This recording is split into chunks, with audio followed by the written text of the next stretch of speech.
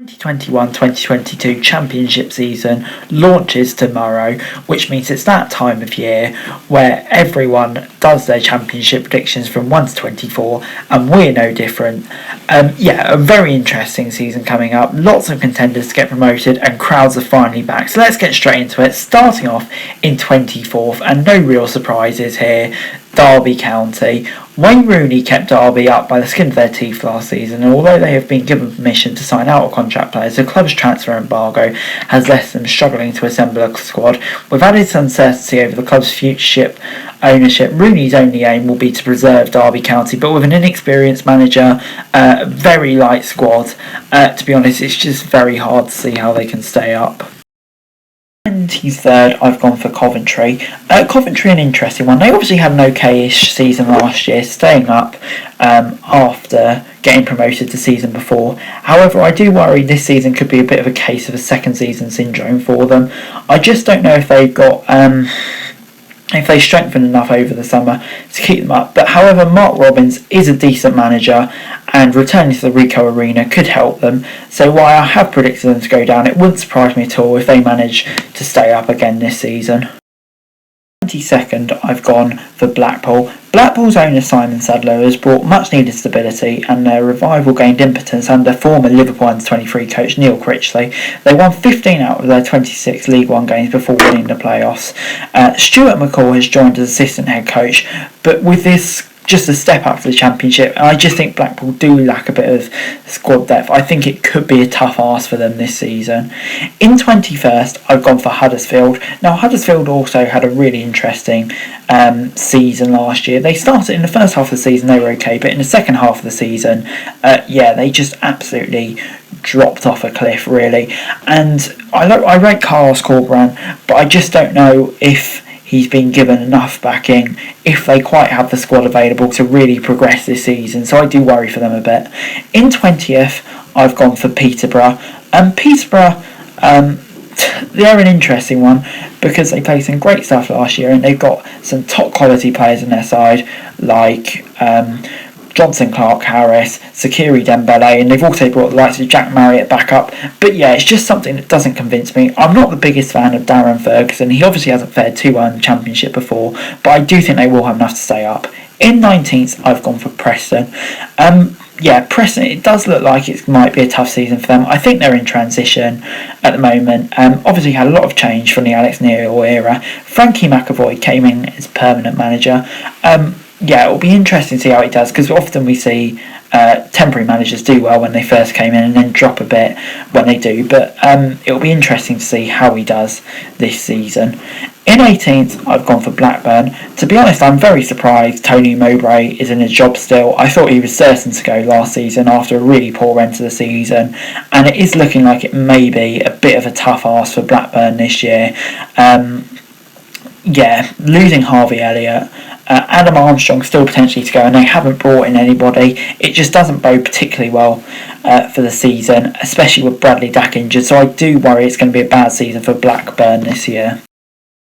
I've gone for Hull. Hull are an interesting one, obviously bouncing back at the first attempt after getting relegated last year.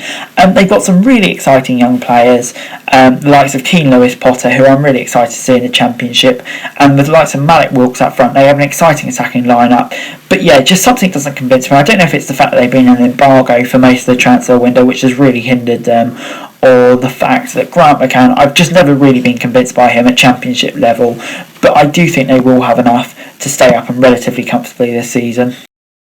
16th, I've gone for Bristol City. Nigel Pearson, I think it's fair to say, has a massive rebuilding job on his hands. They released 12 players this season. The squad is very thin, and they've already brought in a former Leicester pair of Danny Simpson and Andy King. But City are in transition this year, and I think Nigel Pearson will see this as a building year. And 16th, mid-table finish. I don't think that would be too bad a season for Bristol City, to be honest. In 15th, I've gone for Birmingham. Lee Bowyer really made a huge difference when he came in last season. They looked searched for relegation when Aitor Karanka came in, but he's really turned it around. And to be honest, I think they've done some shrewd business this season, and that could really help them just stay away from the relegation battle this year for the first time in God knows how long, which would be a big positive for them. So I think they'll be okay this season. In 14th, I've gone for Reading. Reading, I think it's fair to say, find themselves in a bit of a pickle ahead of the new season. At the time of recording, they still haven't signed anyone and have lost key players in Omar Richards, Michael Elise, who have been sold, and Yaku Mate, who's got a serious injury. So with very little squad depth, it is such a shame, because when they've got players like John Swift, Ovi Ajaria, Lucas Jow, they really want to build on the team, but I just don't think Reading will have that opportunity this season, and they may regress a bit. 13th, I've gone for Millwall. Millwall are a really interesting one. I kind of feel like this is a big season for them when you've got the likes of Jake Cooper, Jed Wallace, who could really go at any moment, a decent manager, and Gary Rowett too. It feels like they've been building up for a few seasons, but I just don't know about them. I'm just not really convinced of the team as a whole. Benik Fobe coming in on loan could make a big difference, but I do think I may be slightly disappointing Millwall fans when I predict a 13th place finish this season. I went for Stoke. Stoke, I think, will definitely be looking to improve on the second half of the season, which was really bad, because in the first half of the season they were constantly around the playoffs, but ever since the injury to Tyrese Campbell, they just went massively downhill. So having him back, and hopefully back at full fitness this season, will make a massive difference to their season and really could elevate them into challenging for playoff places. But I just don't know if they've got the whole collective together yet. I get the feeling this might be one more building year for Michael O'Neill's men before they can go for it next year. 11th, I've gone for Barnsley. Barnsley are an interesting one. Obviously losing key members of their team in Valérien Ismaël, of course, the manager, and key players such as Daryl Dyke and Alex Mowat. It'll be a big blow for them, but with their recruitment process and how well a club they are being run at the moment, I back them to reinvest the money wisely. Marcus Schropp is an interesting appointment. I'm keen to see how it works out. In 10th, I've gone for Swansea. I was surprised to see Steve Cooper leave, but only because it was so late at the window. I expected him to go, but not that late. Russell Martin is an interesting appointment, and with the likes of Andre Ayew going, and potentially even more key players, Freddie Woodman's already gone, it'll be interesting to see how they get on. I've got a feeling they may start slow, but they can see them picking up and recovering to a solid 10th position. In 9th, I've gone for Luton.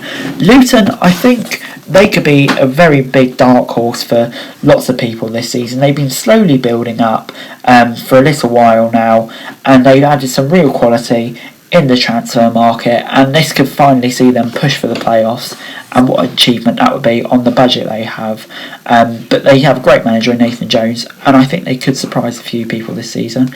In 8th, I've gone for Nottingham Forest. I think many Forest fans will see this as a bit of a building year under Chris Hughton, who did a fairly solid job ever since he came in. But I just think the quality of Chris Hughton, such a great manager, if he's given a full pre-season, even though he may not have all of the building blocks in place right now, he could launch a bit of a playoff push this season.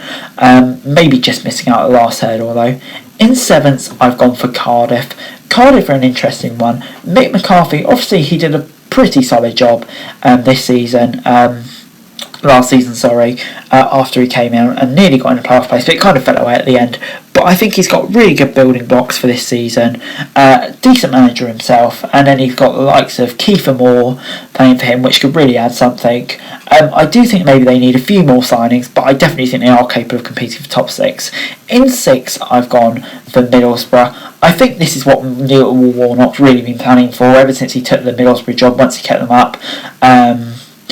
Just go for the top 6 this season, and with the quality of manager Warnock is, for me, even now, there's still nobody better than him. And summer signings like Sami Amiobi, Matt Crooks and Uche Ikpeazu could play a big part in scoring it.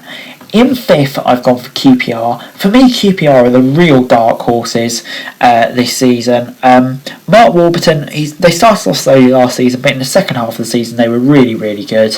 And they ended up having a pretty decent season overall, and now they've got likes of Charlie Austin and Johansson back. I really fancy them, especially with a few new signings to kick on, and they could be right up there this season. Fourth, I've gone for Fulham. Fulham are a really interesting one. Obviously, they've lost key players like Josh Maja, who were on loan last season, but we know the Cards will back heavily and try and get them up. Marco Silva's definitely an interesting managerial appointment. I think they could start off slowly, but with players like Harry Wilson brought in, eventually they'll get up to speed and be a real threat to the division. I just don't know if they'll have quite enough to get into the top two though. In third, I've gone for Bournemouth, obviously finishing just ahead of Fulham in my books, and Scott Parker, who's just been left Fulham to join Bournemouth, I think is a really solid appointment at Championship level, and I'm excited to see how he does. And said they were 6 or 7 players short. I don't know, I think that may seem a bit of an exaggeration, but I think they will be backed. They will have enough money to get some players in, and they definitely do have one of the best squads in the division. In second note, I've gone for Sheffield United. Sheffield United, obviously they had an absolutely dreadful season last season, but I'm expecting them to have a really, really good season this year. Obviously, Slavisa Jokanovic, I'm an absolutely massive fan of him. He'll be a big part of it. But then you've got players like Rhian Brewster and Ollie McBurney, who have proved they can be so good in the Championship, and now they're being coached by a really good manager. I can see them doing well. In first, I've gone for West Brom. I think West Brom will be hard to top this season. Valérien Ismaël, I'm a huge fan of that appointment. They may start slowly because it may take some players time to get used to it, and they may lose some key players. I'm thinking Matheus Pereira and Sam Johnson, but I do think they will have the funds to bring in some quality, and we've seen what Ismaël can do on a budget, so think about what he can do with more money at West Brom. I'm just super excited to see them this season. But anyway guys, that's it for this video. Thanks very much for watching. So like, share, subscribe, let me know your thoughts, comments, and follow me on Twitter, link in the description below for daily football news, and subscribe to my channel and screen right now, that would be greatly appreciated. Thanks very much for watching. Peace.